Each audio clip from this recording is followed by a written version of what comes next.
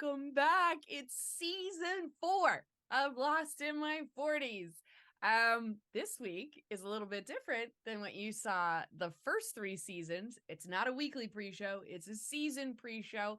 We'll talk more about that later, but first, welcome back to everyone, and welcome Dave and Caleb here with us today. Thank you very much. Hey guys. Hey. Great to be here as always. Wow, We've got Charlie everyone's- keeping an eye on Caleb. Yeah. Yeah. And me, I'm vacationing in the beautiful Lost the Plot Peninsula of Hawaii. Indeed. Hence my All shirt. right.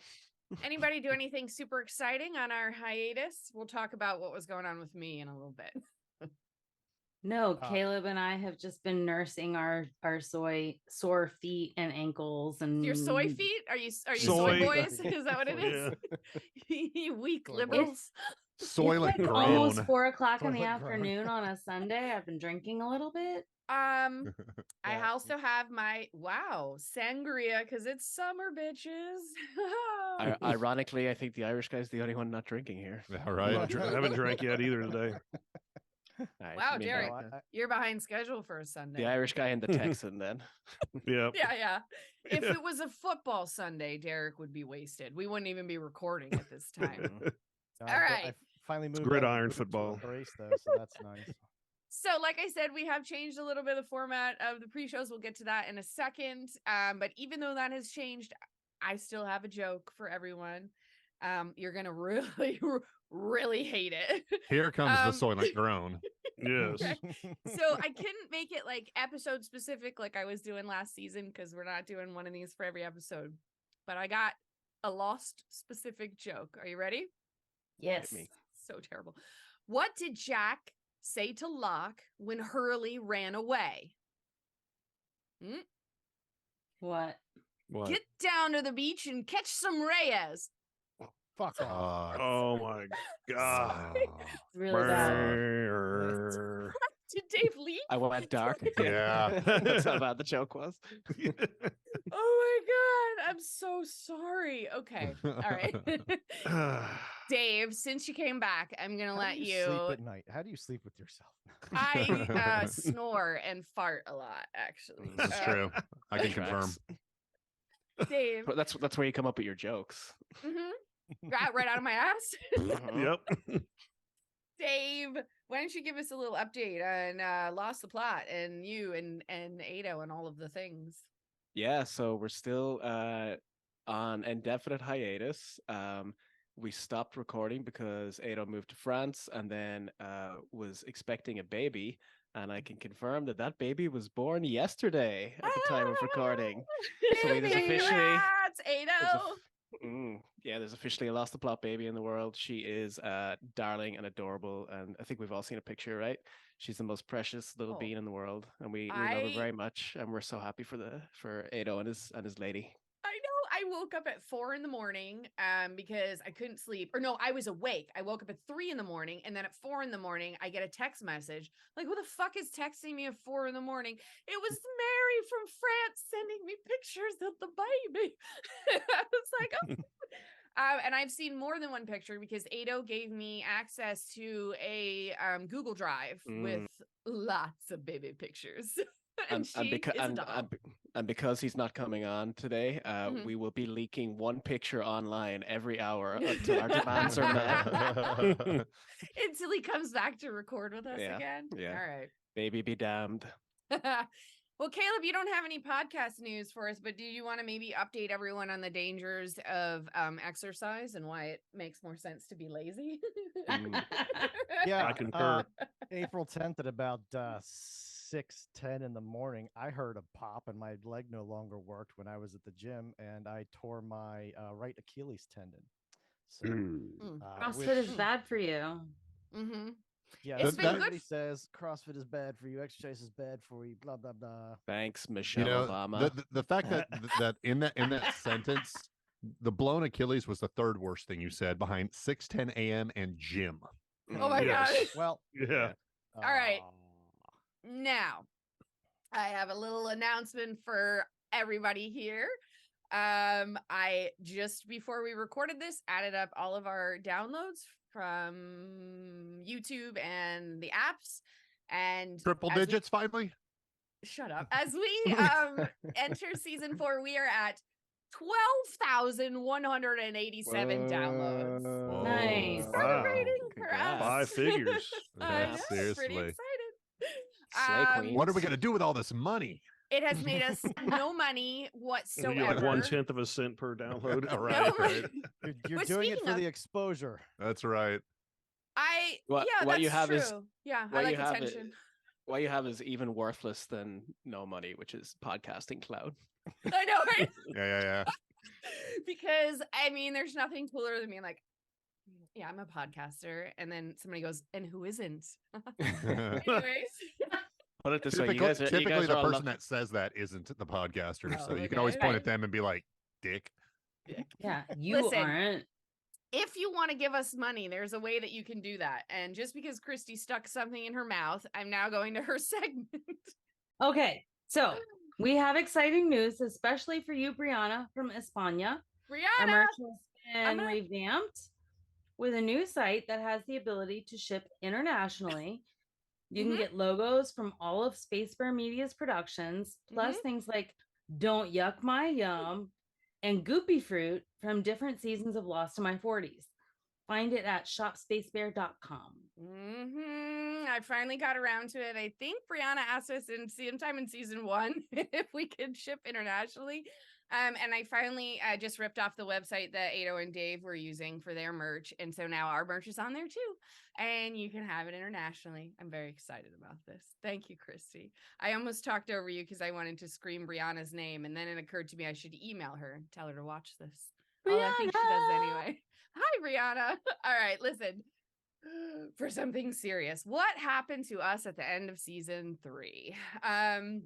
Some of you that already watched the pre-shows or watched what was going on in season 3 saw me talk about how I kind of slipped into a dangerous depression and that I thought I was doing better, and then it turned out I was not. And so had to back away from some stuff, and in order to just get season 3 out at all and get it edited and out to you guys, I had to cut back on other things. So we stopped recording for a little while, and then also I just stopped posting on social media because it just felt like a thing that I couldn't keep up with. And so that's why, like on Facebook and Instagram, all of the posts kind of disappeared. That's why we stopped doing pre-shows. And that is why we have revamped the end of or the back half of the season or series for us, excuse me. Instead of doing a pre-show every week, for seasons 4, 5, and 6, we will now be having a season pre-show, season mid-show, season post-show. Format's going to change a little bit. We're going to talk about, different stuff instead of something for every episode. It'll be more season focused, and it's going to be less work for me, which is kind of what I need right now. But I am happy to say we are back to recording. We're into season 4, and everything will be on schedule. So that is the explanation for that. Okay. Now, because we did miss everything on social media, we are going to take some time right now to recognize the season 3 power ranking winners and losers, and also our aggregate score over the first 3 seasons. So you can know who is killing it and wrecking it over the first half of the series. Ben? Please. Can I just ask really quick? The season Yes. 3 rankings, the guest votes didn't count for that season, right? Correct. So Caleb and I have since attained universal suffrage on this podcast. Yes, Now that is correct. Although you just spoiled that because nobody finds out until tomorrow God, I'm on so the sorry. podcast. Oh. But- I'm so sorry. I can't keep the timelines of these things in my head. I'm so sorry. We can know. cut that. Nope. All right, Fuck that's it. That's it. Ado's baby's name is going out now. Yeah, dropping it. No, we're gonna leave it in, and the people that actually take time to watch the pre-show will know a day ahead of everybody else. Ben has updated the spreadsheet, What and a Accidental treat. sneak peek. and in the episodes where Caleb and Dave appear in season 4, their rankings do now count. So early. All right, Ben, 3 give people. us the end of season 3 and the aggregate so we can honor them. I'm going to do bottom and top 5, just to, just a little more slice For of what? where For we season are 3? for both.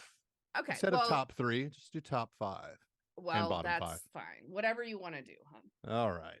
So we're going to start from the bottom. 5th from the bottom is our favorite razzle dazzle, Nikki.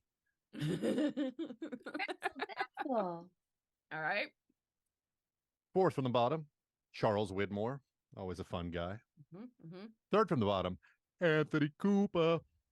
So that's Cooper 2 seasons in a row. He made Yes. he meddled. He did. He He did. meddled in the bottom. Yep. Wait. Whoa. Whoa, Yeah, meddling. I used to know a I guy that just- meddled in bottoming. I just Wow. pictured something else. Yeah. I bet you did. Then we've got in second place, Paolo Poopstick. Uh-huh. And in first place, Deadpants Dead Pants Danny. Daddy. Yeah. Of course. Should come as no surprise. He had a very punchable face. Our top 5. In 5th place, we had Desmond, brother. And then we had Charlie, who surged into 4th place at the very, very end. A little self-sacrifice never hurts. Almost made it. Well, I mean, it hurts, but then in 3rd place, we have Juliet, strong showing in season 2. 3. It's- Season 3. Season 3, that He too. wasn't in season 2. That's true. That is very true. Didn't exist. In 2nd place, the mayor of Islandtown, Hurley. And in 1st place, you know him, you love him. You grease them up from time to Smells time. like- He had a Thank good you. season. He had a good season. God. All right, now the aggregates through season 3, Yeah. So this We're is going- like all 3 seasons put together. all Yeah, 3 put so- together. What we decided when we started the podcast was that we were going to erase the Mhm, mhm. rankings every season because you get so many new characters, but just for fun, we're also keeping track of the aggregate. Just to see what There are happens. some surprises here because there's Yeah, it's folks you interesting. hardly ever see that actually kind of slow and steady win the race Mhm. of use cases Or lose So- the race. or lose the race. So yeah, 5th from the bottom, Deadpants Danny. He did all of that in one season. Wow. Then we got Mr. Cooper with negative 91 points. Sorry, Danny had negative 90 points. Mhm. Mr. Cooper with negative 91. Ethan with negative 119 points. With negative 122, Shannon. Oh, She's still like almost the worst. Yeah. And with negative 154 points, you know him, you hate him. Walt's his son, Michael. Walt! Wow. Yeah, Coral. Michael, like Wow. he couldn't come My back. son. He couldn't come He's back. my son. Screaming at the actually sounded good. waterfall. Yeah, he couldn't come back. Once he screamed at that waterfall, it was all downhill through season kinda 2, done. and that was just I it. remember Yeah. that episode. Yeah. Yeah. Yeah. All right, right. aggregate top. Let's do Top 5. So here's one of the surprises. In 5th place, we have Sun with 192 points. Wow. it. Mhm. Yeah.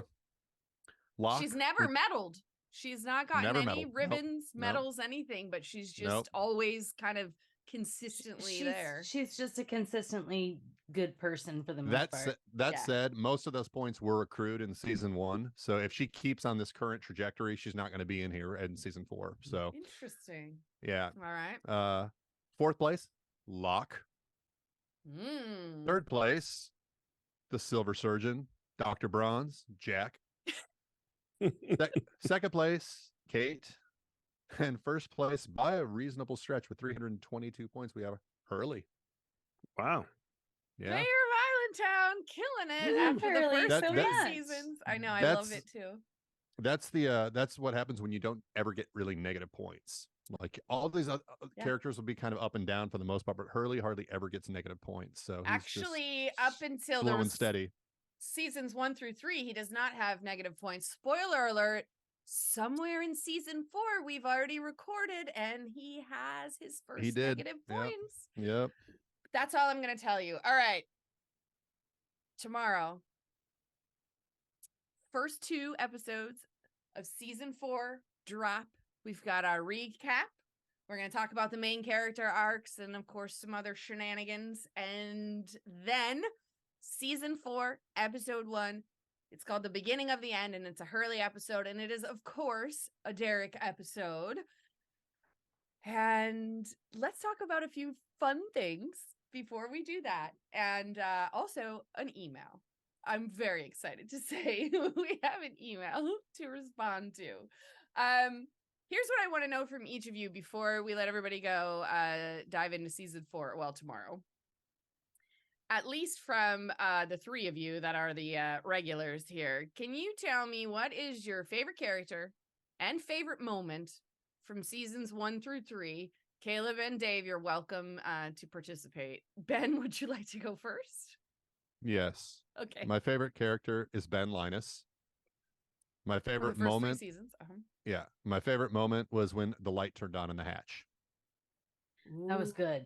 Ooh, that is a good one. Okay. Derek, what about you? I like my favorite character so far is Hurley. I just like him, the comic relief and all the good. He doesn't really do anything bad except for that one episode. Mhm. But the best episode was, I think, Trisha Tanaka is dead from season 3, because it was a great episode, especially after that piece of crap before it, called Stranger in a Strange Land. So you like the whole episode? Yeah. Got it. All right. Well, the meteor strike was nice. Great special Mhm. effects. Dave, do you have an answer to that? Yeah, I'm kind of going off the dome here, but what comes to mind is I think it was the season 1 finale where Sawyer tells Jack that he met his dad. Do you remember? Oh, And then yeah. he, Oh, Yes. yeah. it's like This is a the really, great really moment. emotionally charged moment. Yeah, it's Yes. really, Yeah. really beautiful. It's a highly memed moment. Jack's crying face is a yeah, very that's right. memed. Yeah. And then my favorite character, I don't know. So much to choose from. I'm gonna say hard. Michael just to annoy you guys. Oh my god. Walt. Okay. Caleb, can you think of those 2? Not really, honestly. Nah. I would say that I think I'd agree with Ben on moment. I think the light coming on the hatch is pretty powerful in a lot of different ways. Yeah. But as far as characters go, But you hate them I all. have a favorite one. I don't hate them all. No. Okay. I just You love the not- kids, the I child think actors. I think it's difficult to kind of pin one down when I know where everything's going.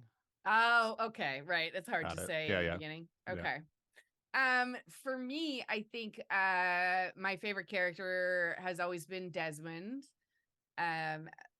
Especially through the first 3 seasons, even though he's not even in one of them. And my favorite moment is when Jack finally gets into the hatch at the end of the first episode of season 2 and looks at Desmond and says, "It's you." Oh, Because for me, that moment meant that the show wasn't over after we got into the hatch. And that's not what it was all about. And it wasn't just a 1-season wonder. I got to the end of the first episode of season 2 and I was like, yes, like we're still in this. This is going to be a good show. And so that's the moment for me. Christy, what about you? So favorite characters, always the mayor of Island Town, Hurley, but really and truly Desmond. He's just the best fucking character. And as far as my Look how favorite he feels moments about that. He's so proud. I know, he's so excited. he looks terrified.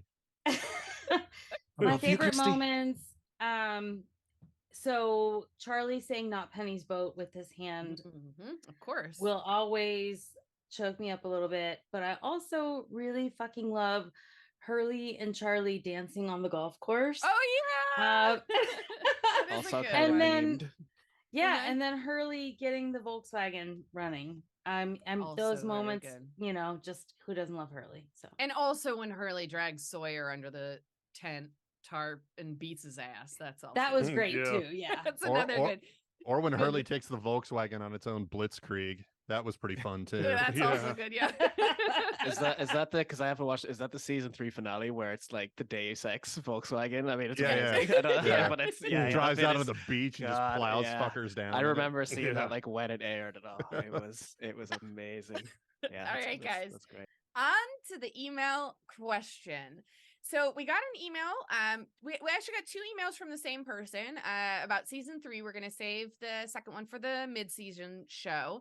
And unless you guys email us as well, and then we'll have maybe 2, or we'll do you in the post. We'll do you in the post show. That sounds sexy a little bit. I think Just maybe like our somebody first wants email some ever. merch. Yeah. She let me do it in the post show, if you know what I mean. Oh my god. All right. Not our first email ever. No, Brianna it's not our from first email. España. No, we've talked to Brianna. We got a few emails when we first started, and then you guys just sort of went dark. So we're very excited about this.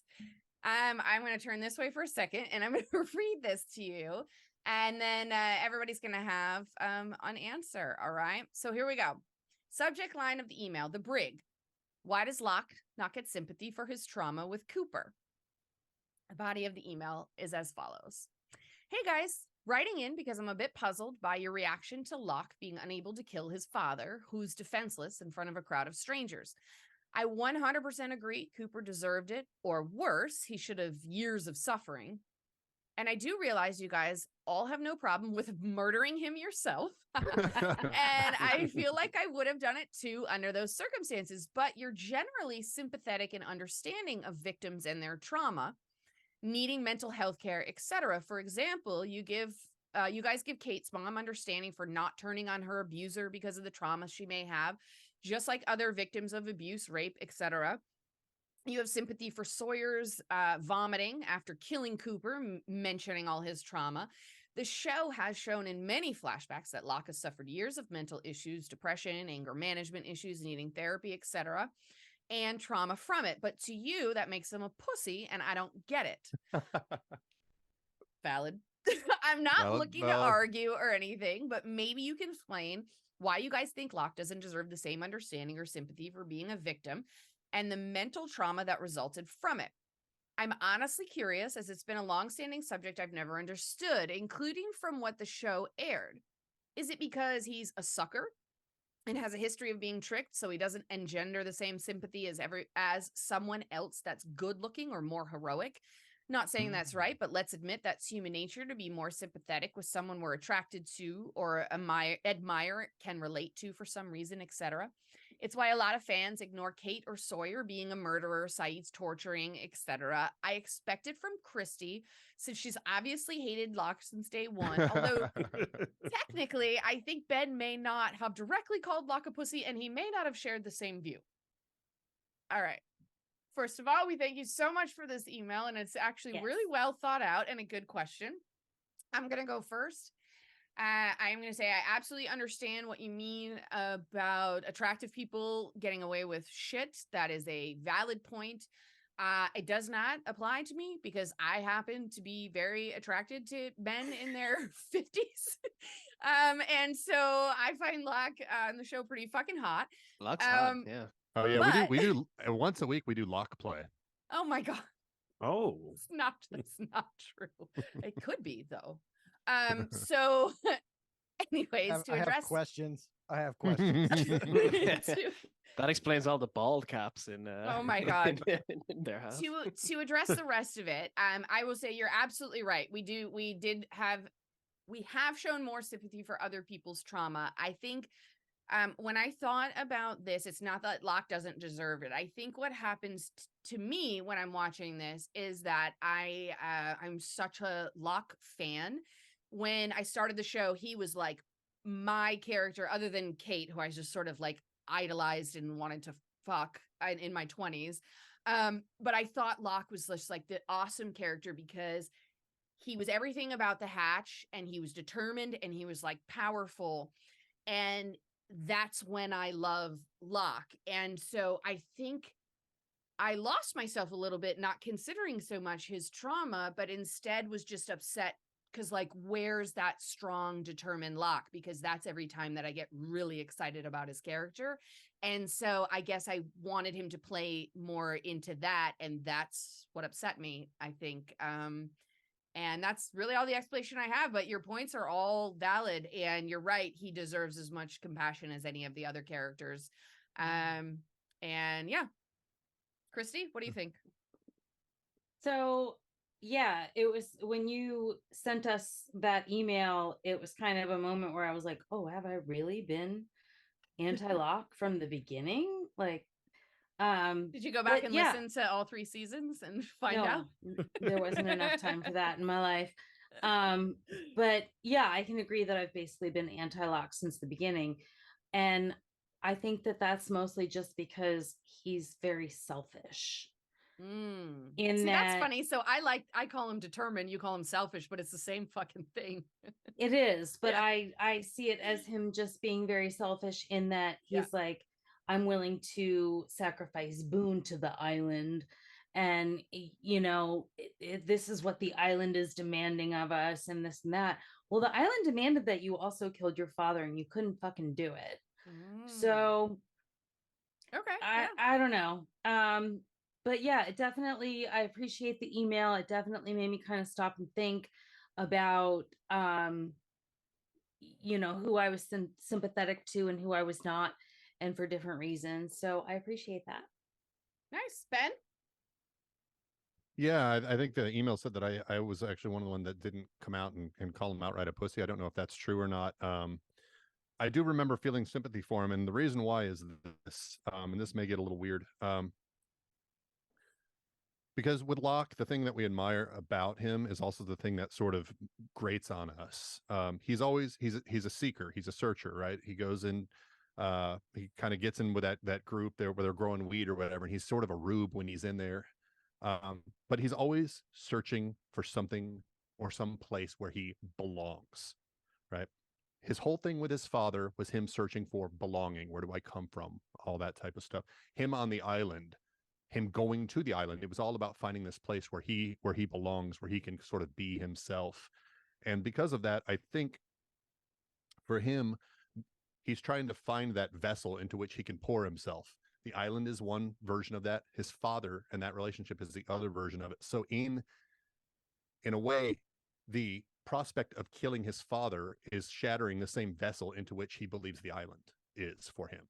So I think there's a parallel there about his seeking to belong and that sort of vessel that he's trying to pour himself into, that made him feel like he couldn't really kill his father because it would be shattering that same thing. So yeah, but then so why did you criticize him for not being able to do it then?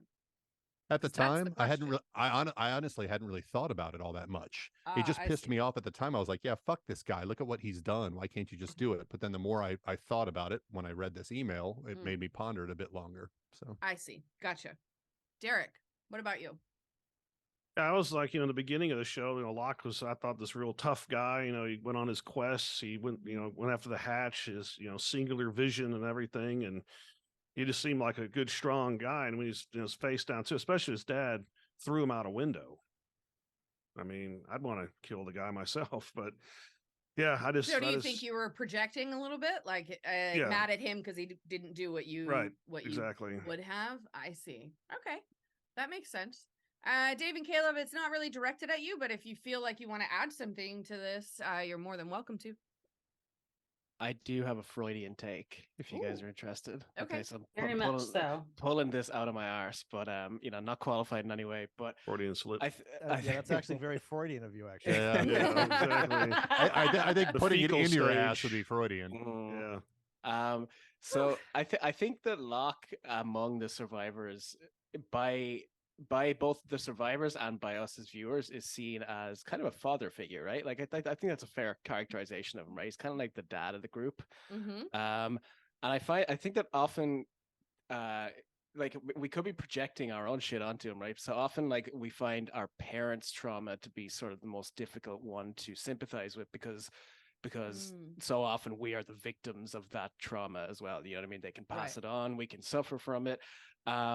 And it's just more difficult to forgive someone when like their trauma has kind of fucked you up, right? So again, I'm like I said, it's a bit of a stretch. Like obviously we haven't been directly affected by Locke, but like it could be the fact that he is almost seen as a parental figure that we expect him to be stronger because we need him to be stronger. We fail to sympathize when he maybe doesn't live up to this this parental shining example that he's supposed to.